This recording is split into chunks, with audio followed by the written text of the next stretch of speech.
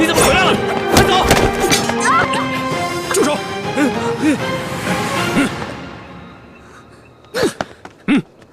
叶哥哥，你别管我，你快走！站住！再上前一步，我就杀了他！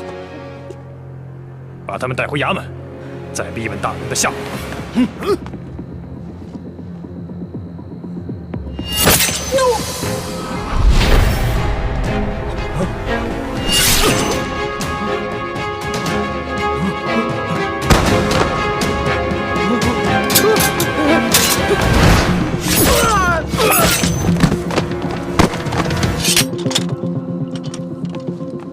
朱哥哥，欢妹，你没事吧？我看看，还好只是皮外伤。你怎么这么不懂事啊？把自己置于险地不说，还连累了叶师弟。大师兄，你就别怪小师妹了，她也是担心我，才会去而复返的。你呀，自己几斤几两都不知道，以后遇到这种事情，你自己先撤，别留下来给大家添乱，否则就不是讲义气，而是愚蠢啊！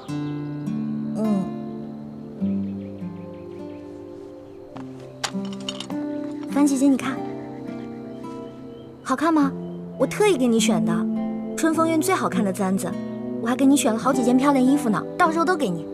再漂亮的钗子，给了我也是浪费，还是把它留给雪姐姐吧。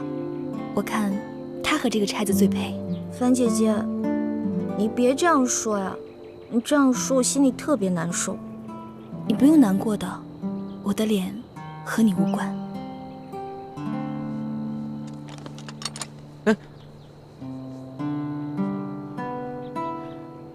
师弟，你这脉象好像是受了很重的内伤，难怪你连孙府的几个卫士都收拾不了。我这次来元州之前，有一天晚上练功，不小心走火入魔了啊！幸亏雪师姐及时发现，出手相救，我才躲过一劫。不过，还是受了点伤。我是怕大家担心，所以让雪师姐不要告诉你们。只有练功时心神不宁，才会气血乱行。叶师弟，你不会有什么心事瞒着我们吧？没有啊，我当时也不知道是怎么了，我以后注意就是了。叶师弟，你刚才不顾自己的性命安危救下一欢，我很感动。谢谢你这么照顾我的未婚妻，你未来的嫂子。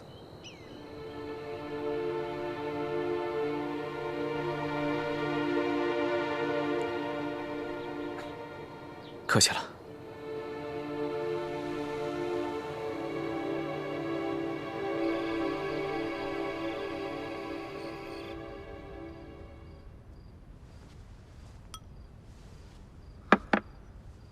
倾城，你的伤好点了没有？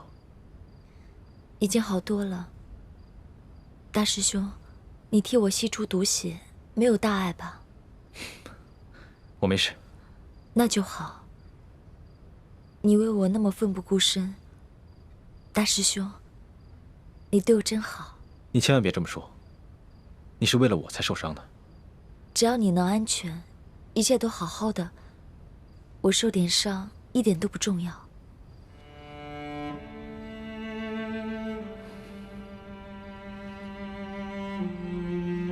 真没想到，小师妹一个人就完成了擒获孙福的重任。是啊，他虽然偷懒，却是胆大，又心细。大师兄，只要你提到小师妹，你的眉梢眼角都是笑。时候不早了，你早点休息吧。明天一早还要赶回明珠谷呢。嗯。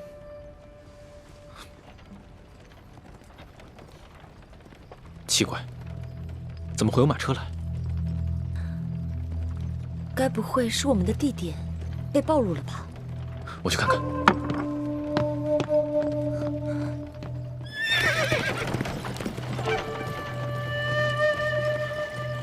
大师兄，倾城，你怎么来了？你的伤还没好呢。我不放心你啊。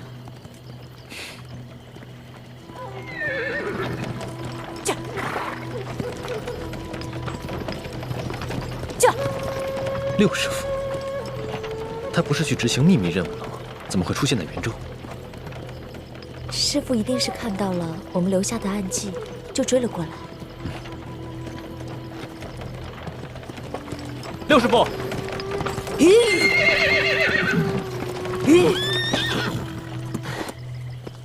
太子，倾城，师傅，总算找到你们了。太子，明日你带车中人一起回明珠谷，把他交给靖王。记住，千万不要伤害他，更不要放跑他。六师傅，这车上的人到底是谁？你们看看就知道了。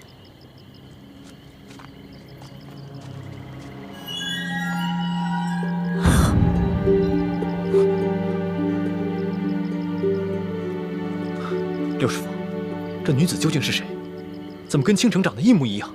她叫舒婉心，是山西总兵舒建的独生女儿。她是此次入京待选的秀女。我一直在暗中跟踪她，本想着她入了京，倾城和你们也回到了京城，到时候再找机会下手。可是没有想到，她今夜途经元州，在城外住进了一所驿馆，所以我就提前把她劫了过来。六师傅为什么要这么做？因为从今夜开始，倾城就是舒婉心。你的意思是，要让倾城顶替舒婉心进宫选秀？不错。想要查出童霞的下落，我们必须要想办法进入皇宫潜伏，而这一次是最好的机会。不行，这样太危险了。大师兄，这个计划不是六师傅临时起意，其实是诸位师长们早就集体商议过的。这些年来，我除了和你们接受同样的培训，也在暗中学习如何在皇宫中潜伏。2年前，师父们得知舒婉心和我长得相似，就已经在暗中让我模仿她的一举一动了。可是，如果你真的进了皇宫，被康熙选中，你就要成为他的妃子。那也是无可奈何的事情。为了给先帝报仇，为了光复大明，那么多人都牺牲了性命，我又怎么能在意一己之清白？好了，时间紧迫。倾城，你随我一起回到舒婉心的驿馆，潜入她的房间。如果被人发现舒婉心不见了，那这个计划就不可行了。可是倾城受了伤，还中了毒，身体还没有恢复。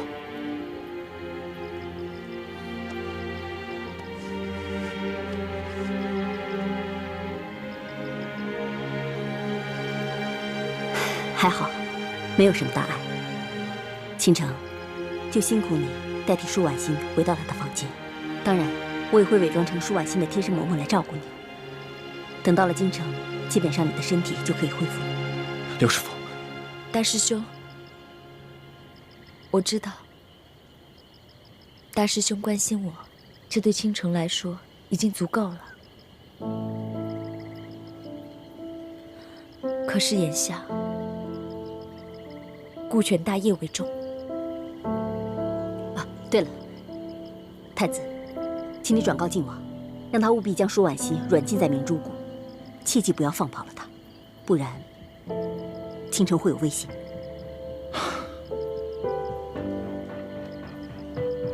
倾城，师父，委屈你了，我们走吧。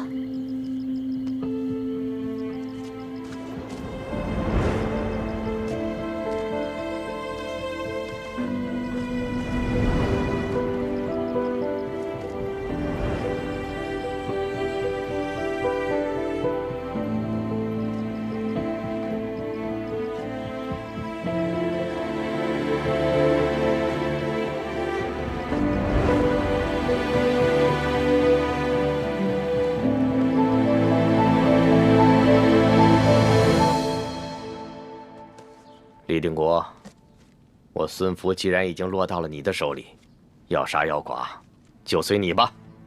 孙福，你做出这副视死如归的英雄模样，演给谁看的？我问你，我儿四星现在在哪儿？他是死是活？是不是你把他出卖给清廷，才换得了现在的顶戴花翎？你笑什么？我笑你李定国一世英雄，却是一个不明大事的糊涂人。你以为你儿子跟你一样愚忠吗？当初平西王攻入滇都，你为了护送永历帝逃离，不惜杀妻杀女，早就伤透了李将军的心。夫人，李定国欠你的，余生一定先还。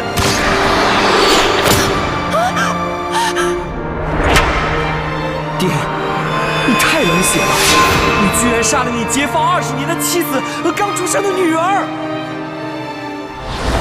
李将军带着我等，护送永历帝和皇后到达了你指定的地点，留下了所有的士兵和护卫与你接头，却带着我等几个心腹将领离开了。诸位都是与我李嗣兴出生入死多年的好兄弟，如今我已心灰意冷，再也不想替诸氏争夺这天下了。但我找不到更好的出路。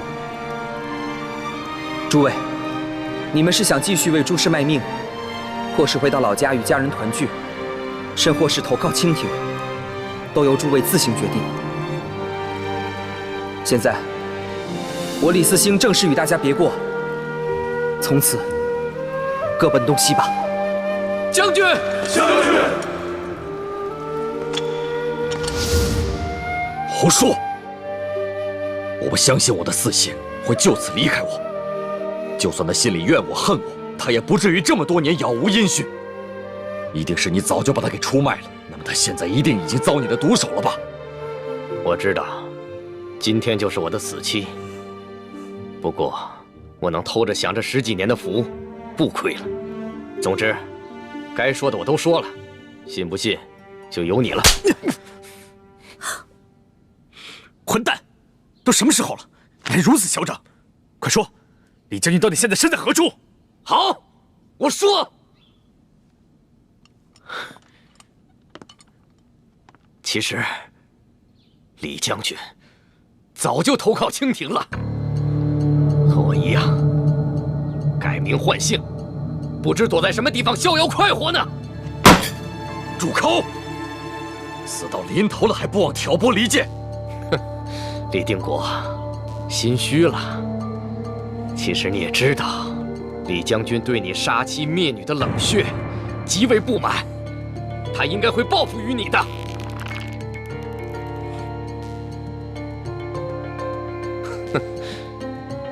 想不到10几年过去了，你更加疯狂，竟然用你的亲生女儿假扮青楼女子色诱于我。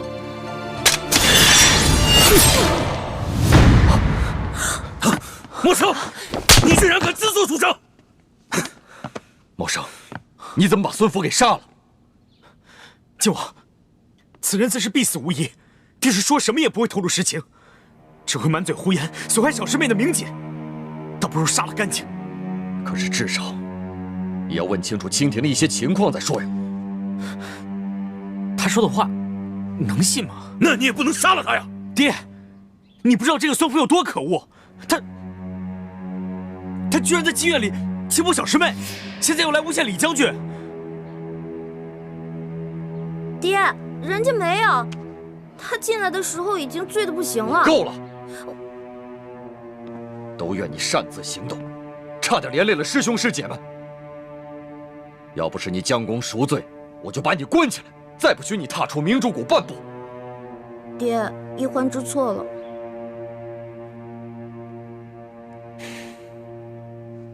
一欢这次出谷还是有收获的，我相信他现在应该明白，为什么我们几位师长老是逼他努力学习练功。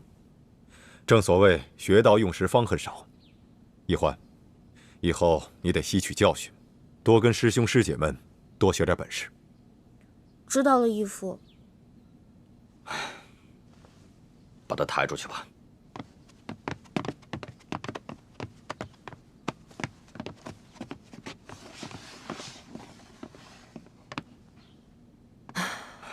这个孙福死有余辜，不过默生，以后再行动的时候可不能这么鲁莽了。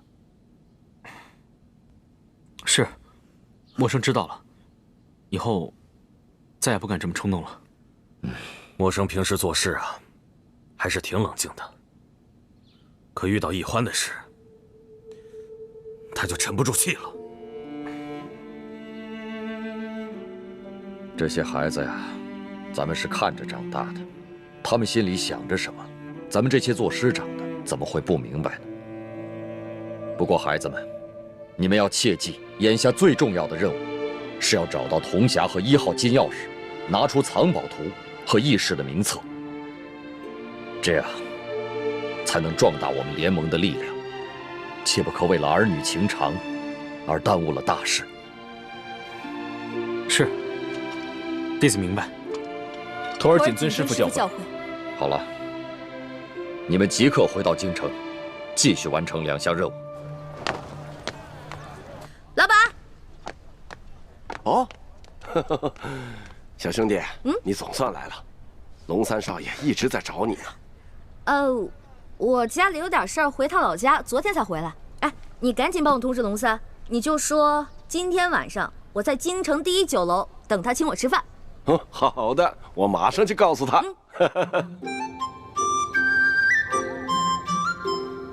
老大，你这一走就是2月，也不通知小弟一声，害得小弟是日日替你担心啊。我走的时候本来想跟你说来着，但是我哥哥把我拦住了，说要赶路，就没有这个机会了。是家里出了什么事吗？不过呢，现在已经解决掉了，没事了。解决了就好。来，小弟敬你一杯，算是给你接风了。干了。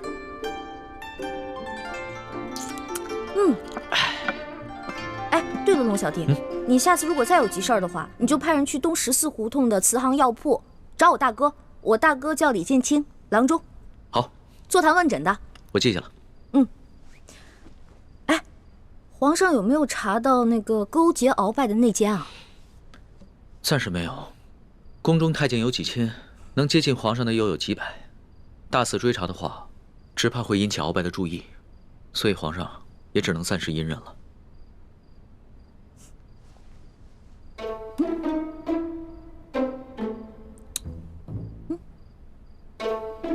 哎呀，我查一查你的毒解没解嘛？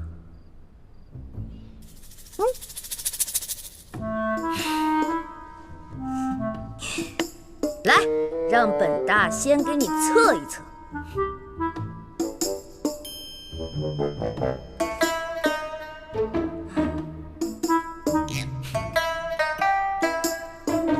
不错，你的毒已经解了。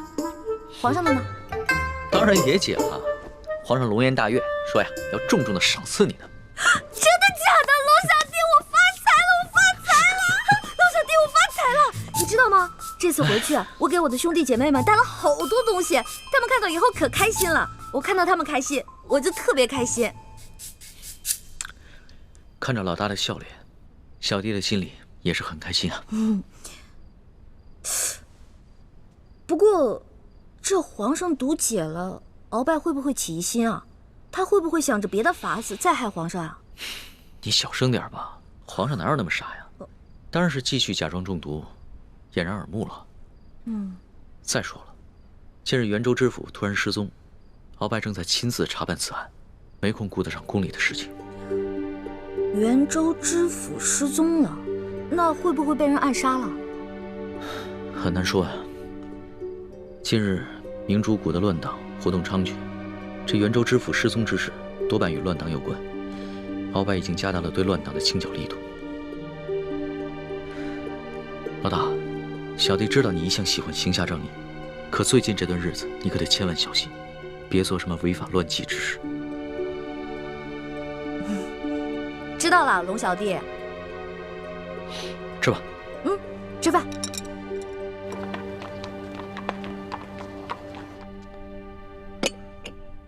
我刚刚得到消息，清廷突然下旨给吴三桂，让他将当年我父王的所有遗物，无论大小，无论贵贱，全都上交给朝廷。可永历帝被吴三桂已经弑杀了这么多年，清廷为什么要在这个时候突然要吴三桂上交永历帝的遗物？应该是为了那1号金钥匙。当年我父皇手上的那把金钥匙，最后落在了吴三桂手里。吴贼虽然不知道金钥匙的作用，但见我父皇贴身收藏，想必不同寻常，所以就没有上交给朝廷。如今清廷不知从哪里打探到了铜匣的秘密，又不想惊动吴三桂，所以干脆让他把所有的遗物都上交给了朝廷。那吴三桂会把金钥匙交出来吗？这也不一定。如果吴贼知道了金钥匙的秘密，那他未必肯交；如果他不知道的话，他应该不可能为了一把金钥匙而冒着抗旨欺君的风险。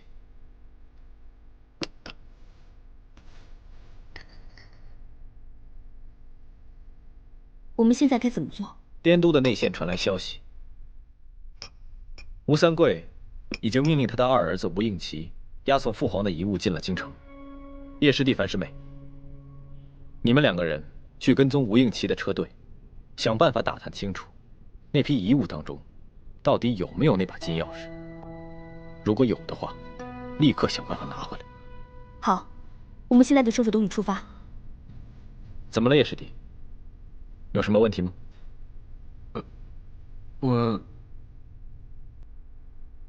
我想留在京城，陪大师兄一起寻找铜匣。叶师弟，你留在京城，只怕不是为了帮我找铜匣，而是舍不得某个人吧？大师兄，你误会了。叶师弟，大师父说过，出谷之后一切行动要听从大师兄的指挥。再说，从吴应奇手中拿回金钥匙的任务也很重要，怕是我一个人应付不来啊。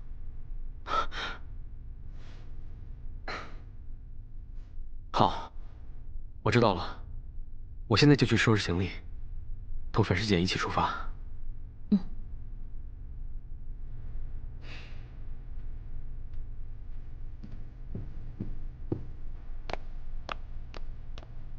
哎，小师妹呢？怎么不见她呀？她去见龙三了，我让她去打探孙福失踪以后清廷的动静。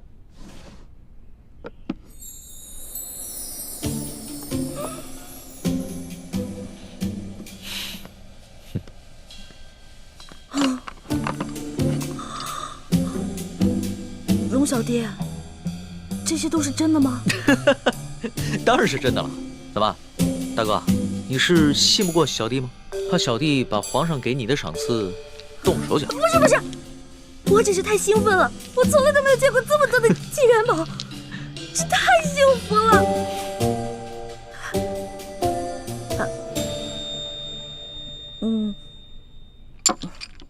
好兄弟，有福同享，有难同当，分你一半。那可不行，是你解了鳌拜给皇上下的毒，我要是动了这些赏赐的话，说不定皇上会摘了我的脑袋。这件事情天知地知，你知我知，皇帝小儿不会知道的，拿着吧。谢谢大哥了，小弟真的不需要。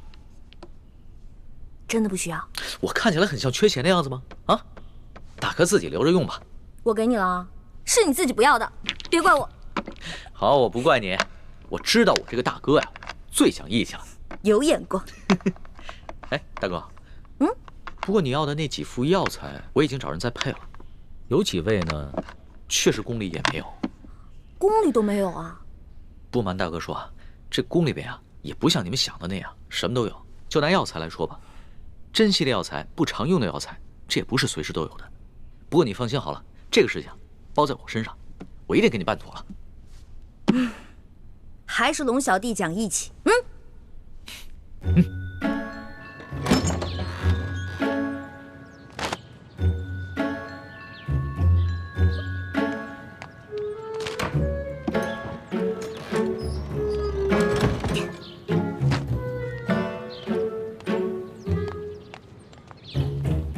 站住！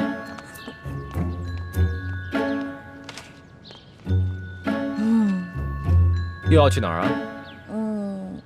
我存粮没了，打算出去买点好吃的。就知道吃。你知不知道，孙福失踪以后，清廷上下有多震动？现在外面风声有多急？知道啊，不过孙福跟他的贴身侍卫早就死翘翘了，怕什么？你呀，本事不大，胆儿倒挺肥的。现在清廷在全国范围内加强了对反清势力的清洗，不要说是元州，就连京城，也比平时多了很多的暗探。知道了，猪哥哥，我就出去买点吃的，马上就回来。你的保证我可信不过。你还记得元州春风院的老鸨吗？当然记得了。那日我跟叶哥哥把他的春风院洗劫一空的时候，那个老鸨呼天抢地、撒泼打滚的样子太有意思了。抢劫妓院，亏你想不出来。每次行动都是这样，不知道轻重。当时情况那么危急，少跟我嬉皮笑脸的。听说那个老鸨进京找鳌拜告状来了，你要是碰上了，你以为啊，就凭你这个不入流的易容术啊，能逃得过他那双老眼吗？猪哥哥，京城那么大，怎么就被我碰上了？那也太巧了吧！万一碰上了怎么办？万一碰上了，那我就脚底抹油溜呗。反正，在咱们几个当中，我的轻功是最高明的。你要是不信的话，来追我呀！回来！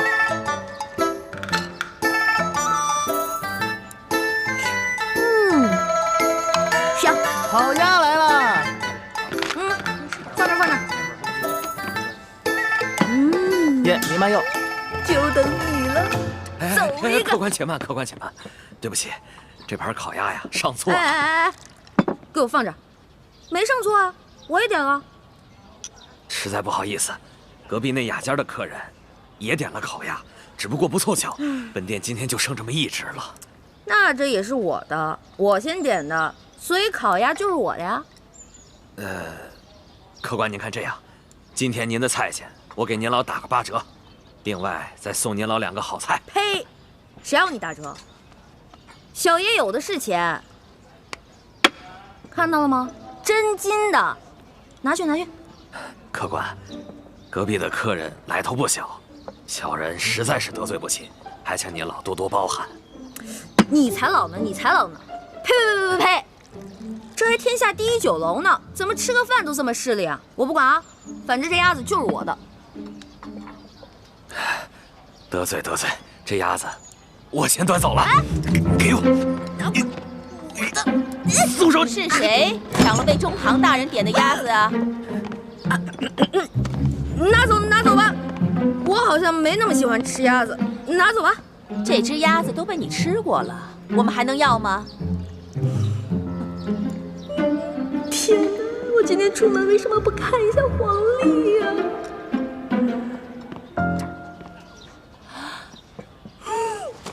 是你？不是我。小丫头，上次在我春风院，你就已经被我识破一回了。老娘我阅人无数，就你这点小把戏，能瞒得过老娘的眼睛吗？想吃顿饭怎么就这么难呢？给我抓住他！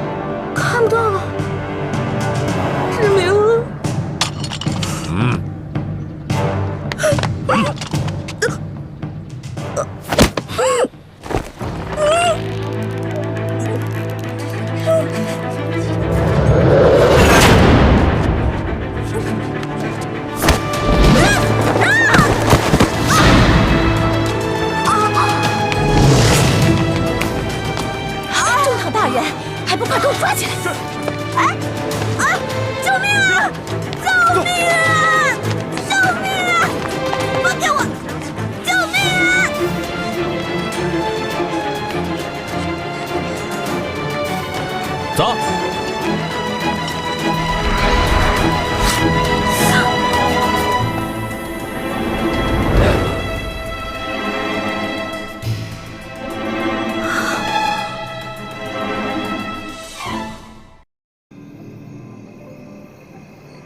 你们先退下吧，我和世淑姑娘说些私房话。是。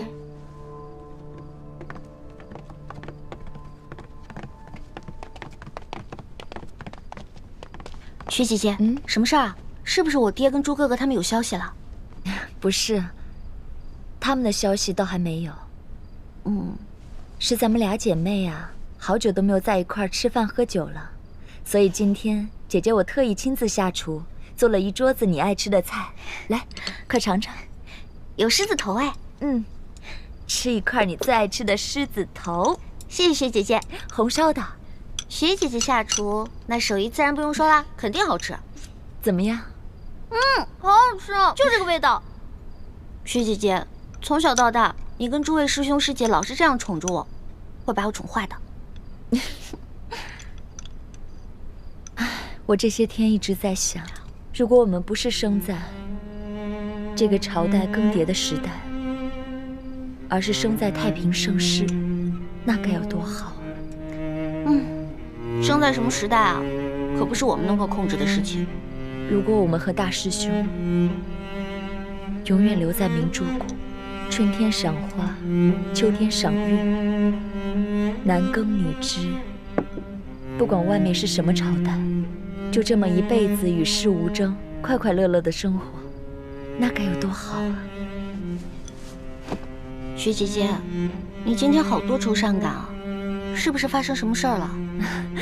没有，我只是很怀念咱们在明珠谷的时光，想念我们的小伙伴了。如今就咱们两个在宫里，今天的月色又这么美，咱们俩呀，好好的喝酒，赏赏月。来，今晚咱们多喝几杯。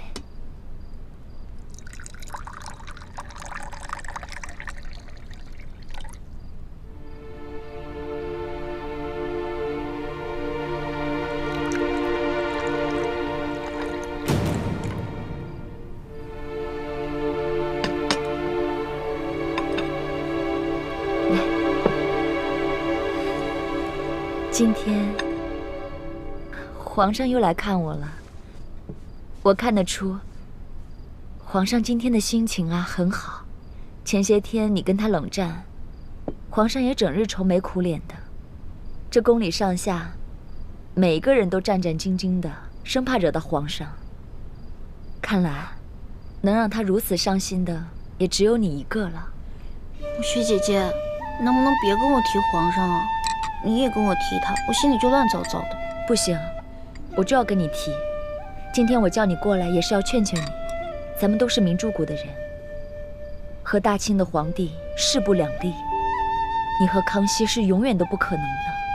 我知道，等我们找到铜匣以后，我们就撤出紫禁城了。那个时候，我再也见不到他了。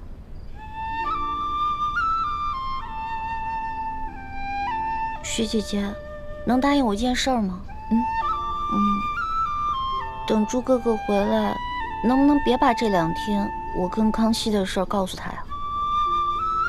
大师兄那么深爱你，我跟他说这些不是故意伤他的心吗？你放心，我不会告诉他的。小师妹，你和大师兄才是命中注定的姻缘，好好待他吧，放下康熙。我一直在努力放下他。可是薛姐姐，你心里可曾放下过朱哥哥？快了，很快就要彻底放下他了。既然我们改变不了命运，那就试着去接受它。也许有一天，你会发现大师兄的好，你也会爱上他的。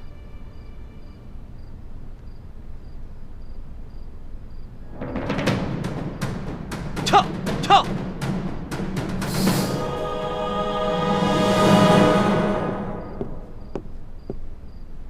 薛姐姐，快过来看啊！今天的月亮好圆啊！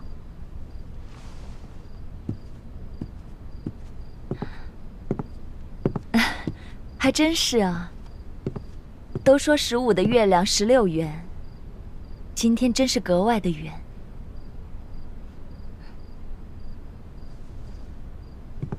月有阴晴圆缺，人有悲欢离合。我们姐妹俩，再这样无忧无虑的饮酒作乐，不知要到什么时候。薛姐姐，今天李公公来找我了，告诉了我关于童霞的重要线索。我相信没有多久，我就能找到通还童霞的人了。哦，有线索了。那这个人他也在皇宫里吗？这个人不光在皇宫里，而且是我们彼此特别熟知的一个人。是谁呀？薛姐姐觉得他应该是谁呢？其实我很早开始就怀疑过他，只不过我拒绝去深想，直到今日，我都不忍心怀疑是他。小师妹，今日我叫你过来，也是要告诉你关于童霞的线索。那薛姐姐先讲吧。小师妹，你知道吗？其实啊，我特别羡慕你。你的亲爹靖王疼爱你，师长们宠着你，师兄师姐也都护着你，更有大师兄那么深爱着你，你真的好幸福啊！是啊，我也觉得我好幸福啊。可是我好害怕，我的这种幸福只是一种假象，会有人来打破它。不会的，你生来命就好。姐姐祝福你，要永远幸福。谢谢薛姐姐，不过我不希望我一个人幸福，我希望我们姐妹两个都可以幸福。会的，我们都会幸福的。其实，在咱们这些兄弟姐妹里，我和大师兄最是同病相怜。我们都是从小父母双亡，又都肩负着非常沉重的责任，我们一直撑得好辛苦。是啊，每个人都有每个人的不易啊。小师妹，你真的要听姐姐的话，好好对待大师兄，不要让他难过，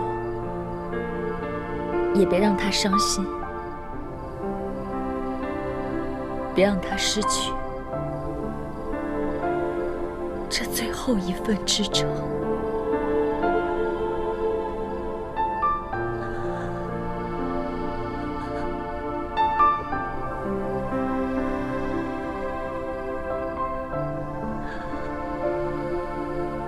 祝你们幸福，干杯！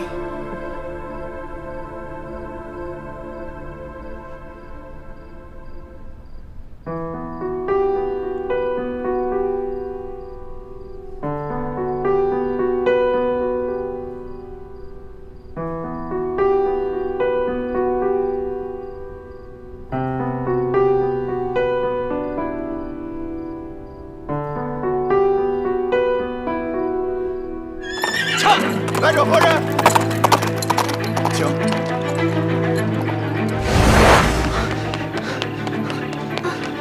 李太医，师叔姑娘呢？丽妃娘娘和师叔姑娘在永和宫喝酒呢。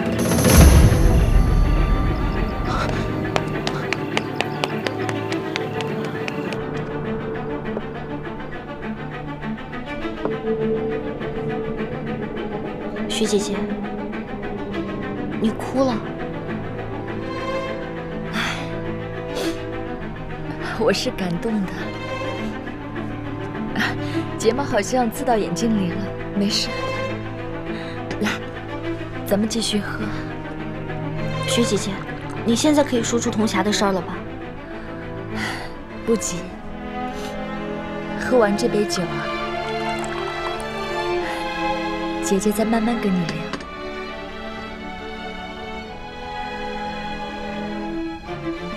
干杯！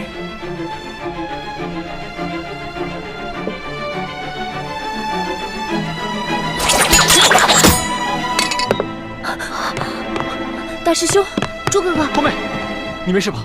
没。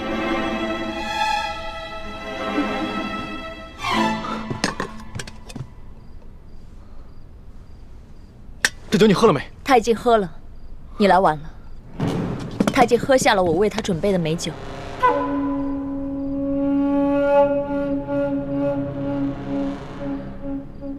看来你全都知道了。是，我已经知道了，但是我还是不敢相信，除非你亲口告诉我。朱哥哥，本来义父让我不要说破的，但既然你已经对他下手了，那我也顾不了那么多了。欢梅，我们这次在滇都的行动，可以说是九死一生。吴三桂在我们明珠谷安插了奸细，而这奸细就是六师傅，还有倾城。雪姐姐，朱哥哥说的都是真的吗？是你拿走了铜匣，上交给吴三桂了，是吗？不错。那你今天邀我过来赏月喝酒，是为了除掉我，对吗？王爷要我杀你，我不得不这么做，所以我在酒里下了毒。把解药交出来！这是王爷秘制的绝命丹，没有解药。朱哥哥，不要！把解药交出来！我说过，这是绝命丹，没有解药。你心爱的女人注定要死在你的面前。你现在唯一能做的，就是杀了我，替她报仇。雪姐姐，如果一欢有什么意外的话，不会放过你。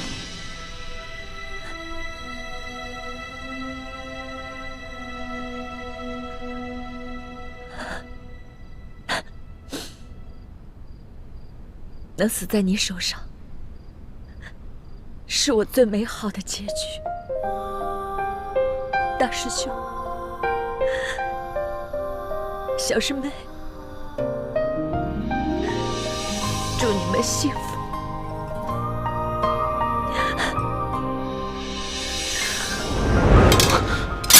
雪姐姐，雪姐姐，大师兄，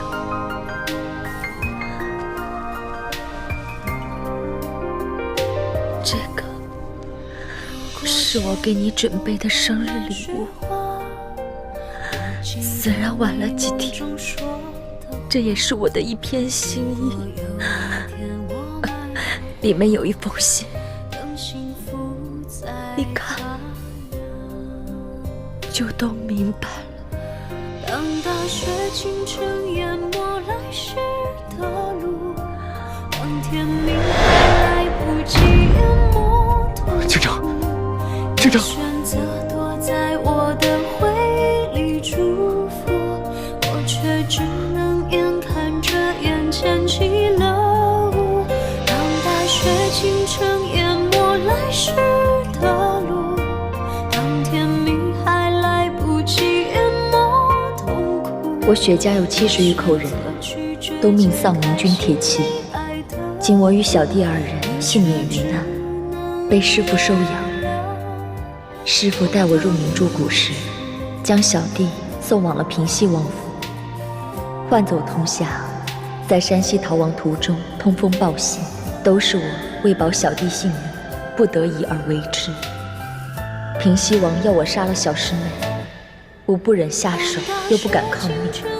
思来想去，唯一之法就是我来饮下毒酒，再由小师妹向康熙揭穿我乃吴三桂奸细之事。那么，我就不是抗命，而是身份败露，畏罪自杀，小弟的命方可保全。而我之死，还能换来康熙对小师妹进一步的宠幸，亦能激化康熙与吴三桂之矛盾，也算我对咱们过往情谊的一点小小的报答。倾城身世凄凉，但在明珠谷中一段岁月，是倾城此生最快乐的时光。能与大师兄相识相知，倾城不枉此生。你们大婚那一天，我是等不到了。替小师妹饮下这杯毒酒，就当是我提前喝你们的喜酒吧。倾城绝笔。没想到雪姐姐这么可怜，她对你爱得那么深，又那么卑微，临死才敢说出来。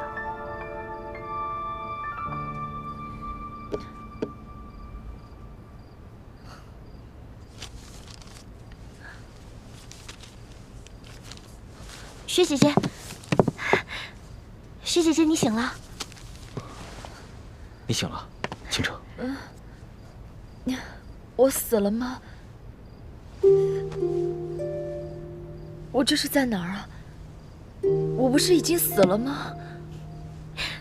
你才没死呢，这是在你的永和宫啊。对不起，倾城，我不知道你有这么多苦衷。可我明明喝下了那杯毒酒啊！怎么回事啊？酒你是喝了，但是你没有喝毒酒。那杯毒酒啊，被我给换了。什么？月有阴晴圆缺，人有悲欢离合。我们姐妹俩，再这样无忧无虑的饮酒作乐，不知要到什么时候。你早就知道那杯酒有毒？其实我刚来的时候，看到那个壶，跟宫里平时的壶长得不一样，我就开始怀疑了。我仔细一看，原来那个壶啊叫做鸳鸯壶，它的壶盖上镶着2块宝石，其中一块是绿的，有一块是红的，分别控制着壶里的2种酒，一个是有毒的，一个是没有毒的。当你按下红色的时候，那就是毒酒；当你按下绿色的时候，那就是没有毒的酒。其实啊，我也没有见过这种鸳鸯壶，不过我在六师傅的工具谱上见过这种草图，所以我一看是鸳鸯壶就什么都明白了。原来你早就在怀疑我了。其实，早在童霞被调包的时候，我就怀疑过你，不过只是一闪念而已。因为我们从小一起长大，我不相信雪姐姐你是奸细。后来我们一起去山西寻访，每次有风吹草动的时候，刘德昭都会提前知晓。那个时候我就知道，一定是我们的人暗中走漏了消息。但就算在那个时候，我也没有怀疑过你。直到今晚，你要我过来赏月喝酒，当我看到这个鸳鸯壶的时候，我心里什么都明白了。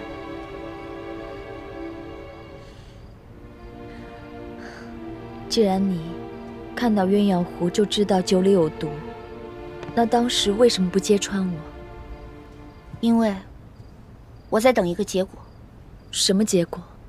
我想看一看，从小跟我一起长大，亲如姐妹的雪姐姐你，忍不忍心下手？你我之间的情谊到底是真的，还是假的？当我看到你把没有毒的酒给了我，把有毒的酒给了你自己的时候，我就知道，我们2个之间的情谊不是假的，是真的。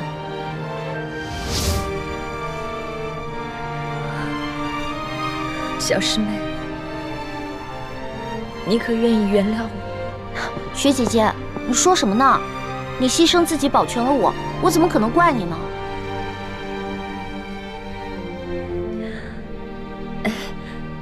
可是，你把毒酒换了，我又没喝，那杯酒，那杯毒酒啊，我压根就没喝。可我明明看到你喝了呀！不信，看，看着啊。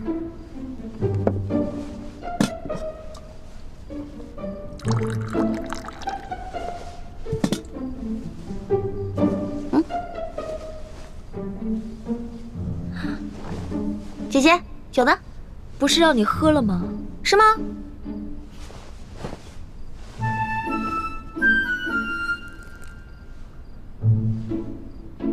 酒在这儿呢。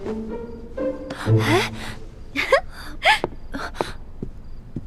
我明明看见你喝了呀。看吧，这是杯子对吧？嗯。杯子呢？哎，刚才还在你手里，你一定是藏起来了。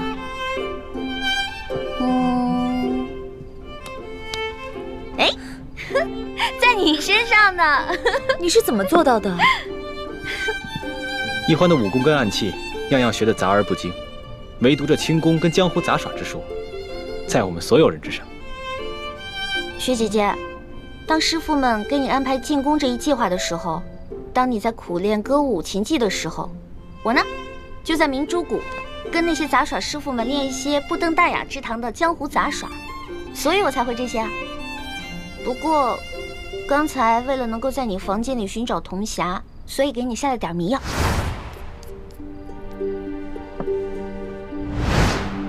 对了，你的房间我已经找过了，没有找到铜匣。你是不是把铜匣交给六师傅，让他交给吴三桂了？不，我没有。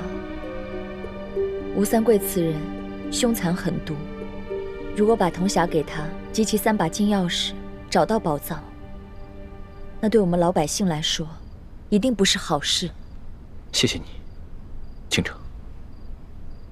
大师兄，你可别这么说，我已经没有脸再面对你们了。小师妹，你不该救我，就像我信上所说，把我揭发给康熙，让我以死谢罪吧。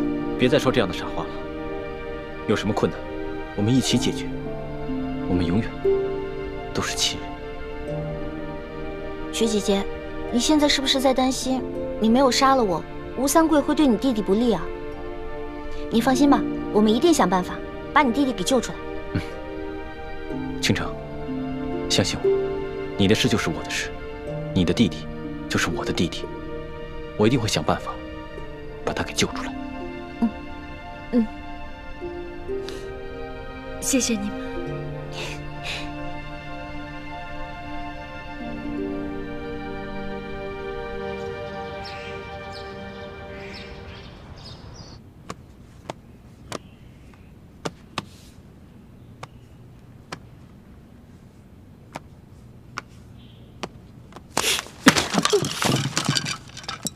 这个催命鬼，一天到晚就知道伸手向朝廷要钱。皇上，出什么事儿了？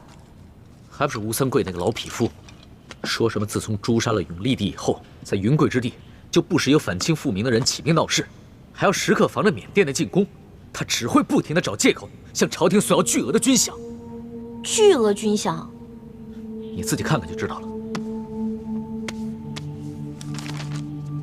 这张奏折索要军饷50万两。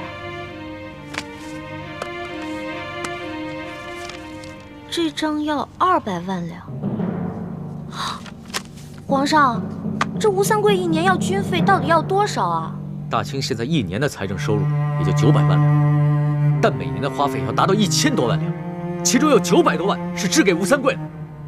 也就是说，朝廷现在入不敷出，全都是吴三桂一手造成的。可是吴三桂这么明目张胆的漫天要钱，皇上你不给他不就行了？行啊，他要钱，朕不但不能不给，而且还要一文不少。为什么呀？连鳌拜你都不怕，你还怕一个小小的吴三桂啊？你懂什么呀？现在的三藩，吴三桂有云贵，上河西有两广，更京中有福建，他们3个要是连起来闹事，那朕的半壁江山就塌了。可是皇上之前不是一直想撤藩吗？朕是想撤藩，但是要等待时机啊。在没有万全之策之前，朕不但不能撤藩，还要对他们加以封赏、笼络。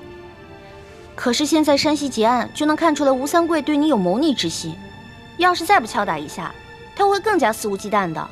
这山西一案，吴三桂确有谋逆之心，但是他只是在暗中进行，朕没有足够的证据。在朕做好准备之前，万万不能点燃这根导火索。但是朕也不会一下子就给他这么多钱，朕会借口说朝廷赈灾，国库紧张，就先拨给他50万两吧。既然龙小弟这么大方，那要不要先把之前那笔账一起给我结了？哪笔账？山西赌坊那次啊。大明那段，你们大清趁机占领了大明的整个江山，老百姓刚刚经历了战乱，想过上几天好日子，可你们呢？朝中的权贵们搞起了圈地，各地的官吏设立了各种的关卡，变相的收取各种赋税。你们这才叫做趁火打劫，一本万利的勾当呢。龙小弟，其实我的利息就是想让你答应我，曾经你说过的那些话，消除贵族特权，革除积弊，整顿吏治，让全天下的老百姓过上好日子。你放心吧，这件事情朕一直记在心上。你给朕3年时间，3年之内朕一定做到。那如果你骗了我的话，以后我就叫你阿黄。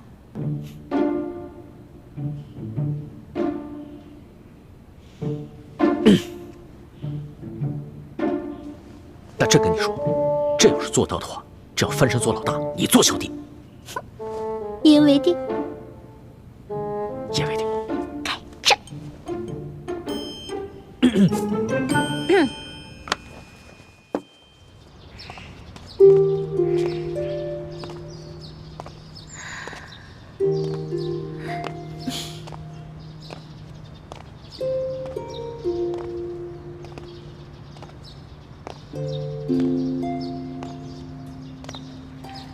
自从咱们反清联盟和你父王结盟之后，我们终于可以光明正大的在一起了。是啊，不过只可惜，我早已经定亲了。我还是要迎娶刀土司的女儿。那咱们就尽量珍惜当前。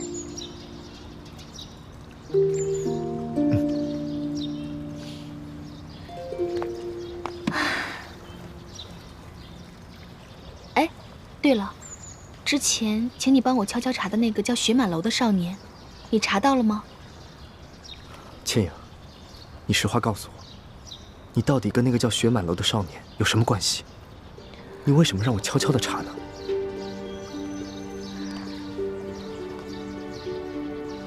对不起，这个我真的不能说。我只能向你保证，我绝无恶意，只是想帮一个朋友的忙。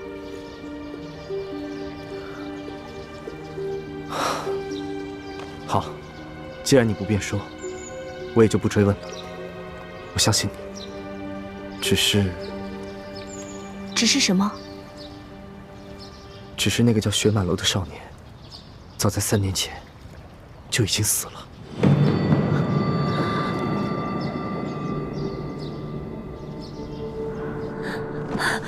不可能，我弟弟一定还活着。你们肯定是在骗我。不，是那个吴应奇在骗樊倩影。师父跟我说过，我弟弟在平西王府活得好好的，个子都比我高了1头呢。倾城，吴应奇不可能骗樊师妹的，倒是吴三桂和六师傅，他们一直在骗你。他们怕你知道真相以后，再也不会为他们卖命了。师父经常带给我弟弟的消息，说弟弟长高了，学会4书5经，开始学骑马射箭。可我每次要求去见弟弟，师父都会以各种理由拒绝我。原来我的弟弟他已经死了。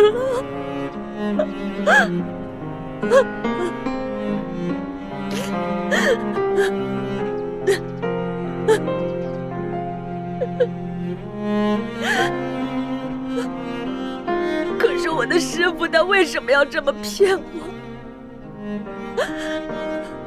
我一直视他为亲娘，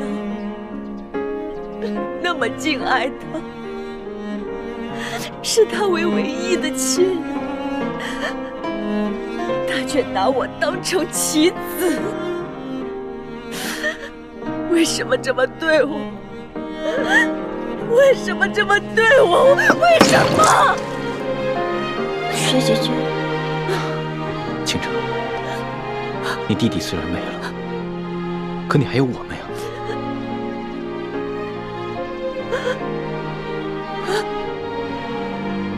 这是在宫里，当心被别人撞了。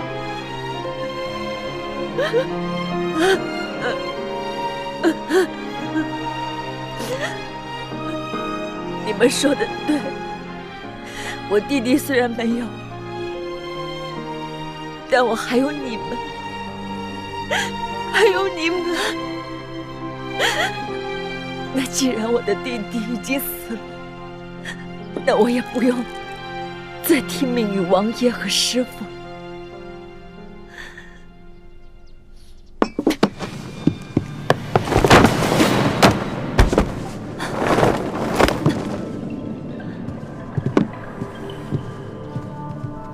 雪姐姐，原来你把铜匣就藏在永乐斋啊，怪不得在你永和宫都找不到呢。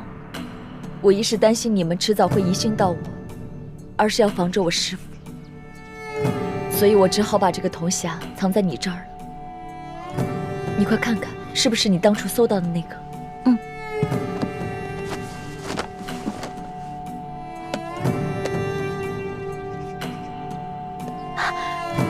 没错。我用刀刻在珍珠上，就是这个，错不了。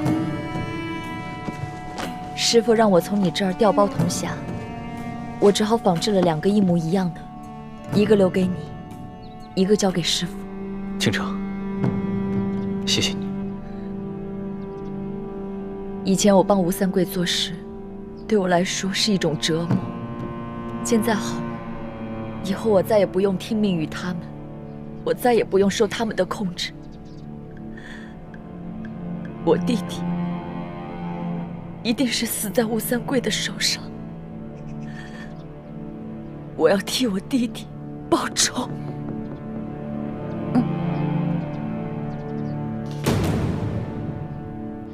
这个铜匣是真的。看来欢妹没有弄错，倾城也没有骗我们。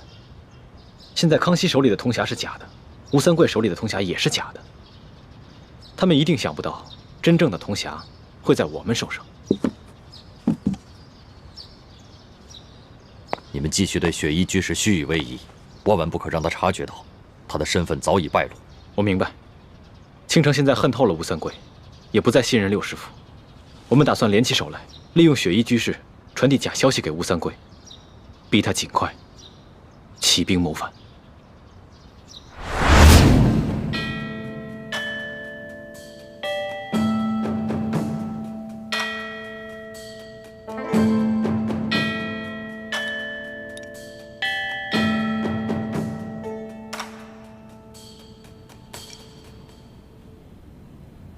吴三桂昨日上的折子，你们都看了吧？怎么样，有何看法啊？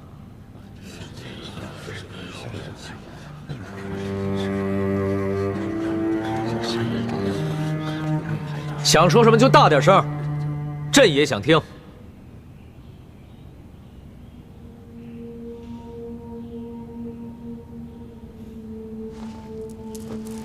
这平西王啊，折子上面的措辞很是谦卑，但他的意思很清楚，无非就是想让朝廷再给他追加100万两的饷银。朱爱卿，你们说朕是准奏啊，还是不准奏？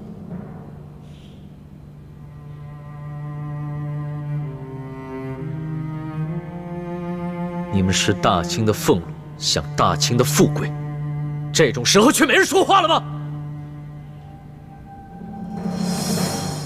启禀皇上，奴才认为不能准平西王的奏。接着说。大清的赋税半号御3藩，已不堪重负。如果准了平西王的奏，那耿精忠、尚可喜2位藩王再加以效仿，那大清的国力就全都耗费在他们身上了。皇上大可直接